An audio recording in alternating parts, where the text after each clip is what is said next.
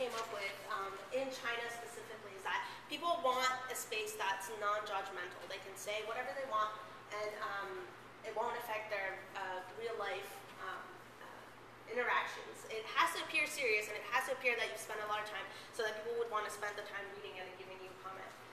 You want to have a way of finding people with shared interests or issues so that you can come back and start a conversation with them and have it going. In the U.S., as Danica talked about, people want to be able to feel like whatever they're writing online is wanted. They're not just throwing stuff down the drain. They want it to feel safe, and they want it to feel like they're not bragging. And so the common needs that fit both cultures is that you want to get feedback. No matter what happens in both cultures, you just want to feel like other people are reading and you have an audience.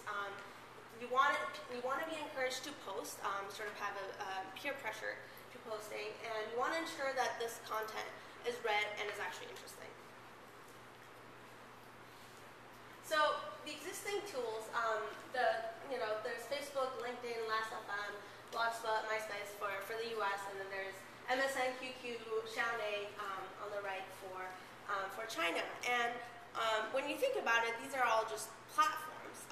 These are just spaces online that you can go and say something if you think of it, if you feel like it, if it just happens to be the right day of the month, for example. So, looking at if we try to sort of look at the trends, it's these tools that already exist. They let you post photos, stay connected with friends, share what you're doing, see what other people are doing, and sort of they allow for comments and feedback. But there's no way to encourage people or to actually get this more interactive interaction. So what we're proposing is Adobe Synthesis, and what this is it's a software that allows that focuses on certain things, and the main features of this software that address the needs that we have talked about is that it utilizes your existing networks on Facebook or Xiaonei, whatever it is, and it reminds and recommends you to post, whether it's the software itself or it allows your other people in your network to encourage you to post. It has a way of sort of giving you a push and making you jump over that bump. Then it allows for group creation so that you feel you're part of a group. It creates a safe environment, and it has a way of creating your content appear more enhanced, and so it just looks prettier. And these are very important for the Chinese users, although we think that it's also important for the U.S. users. For Americans, because there's just so many social media tools, people are just confused, as Danica talked about. And so this tool itself, Synthesis, allows you to manage how you're appearing on all these different platforms and what you're doing. And sort of in the middle is that, of course, it helps you share, find and create groups who have shared interests with you, and it helps you find others with similar interests. So what's special about Synthesis in these categories is that it encourages posting. It let others request you to talk more and to post more online. It allows for creation of groups. It enhances content graphically, and also it can document your mood in general. So let's walk through it and see how Rob, who Danica introduced earlier, might use this tool. And so Rob's here, and he hasn't blog or anything, and he just hates social media. This one day, he gets an email in his mailbox saying, "Hey Rob, a bunch of your friends have requested that you help them create a story with photosynthesis. You can go to this link, and you can see what they're doing." So he actually clicks on this link, and what he sees is the Synthesis platform. So Joey has posted this picture of a green dinosaur, and he's called the story Frosty. He's saying, Frosty was a green dinosaur with beautiful blue eyes. And Andrew comes along, it's another friend, and he says, one day he came across a playful bunny. And Andrew has added this picture. Carolyn says, the bunny freaks out when he sees Frosty. And it's Rob's turn to post. So everyone's waiting for Rob to put the next line in the story. So Rob writes, so he steals a beamer from the LA Auto Show and zooms away. And so he adds, the picture of his favorite beamer. And at the end, what he can do is he can actually click on the same platform and say, well, I want to post this to Facebook as opposed to MySpace or Last.fm. In this case, he chooses to post on Facebook. And what you see on his newsfeed is that Rob, Carolyn, Joey, and Andrew created a story named Frosty together. Go check it out. So, Rob is definitely over the bump.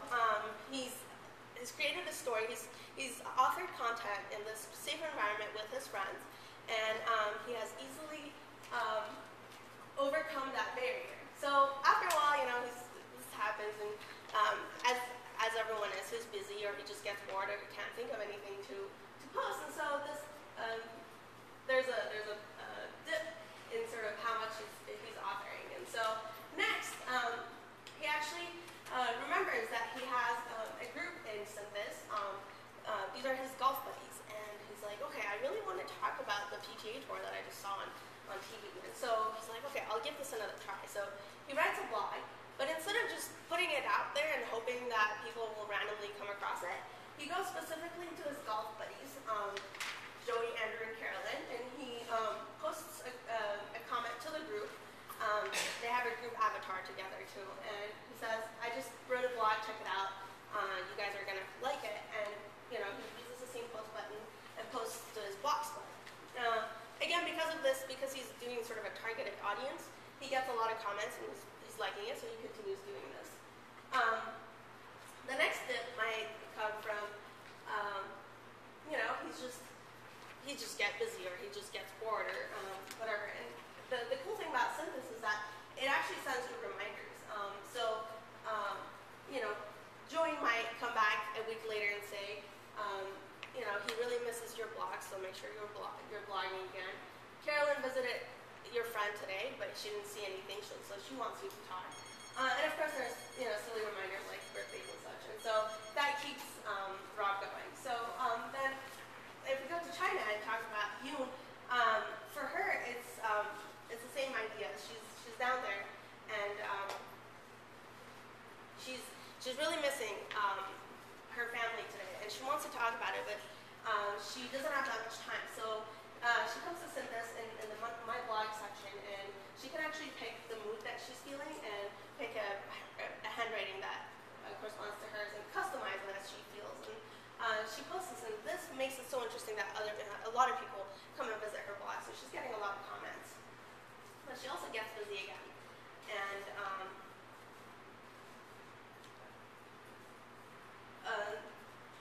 so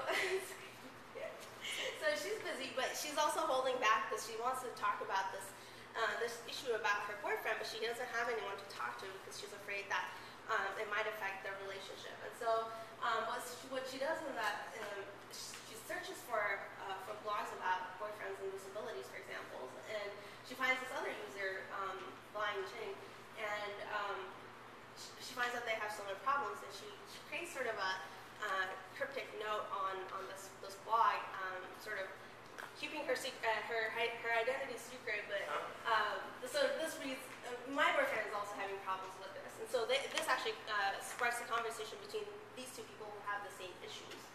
So with that way, she gets the feedback she wants, she gets the calibration she needed, and she stays at that high level of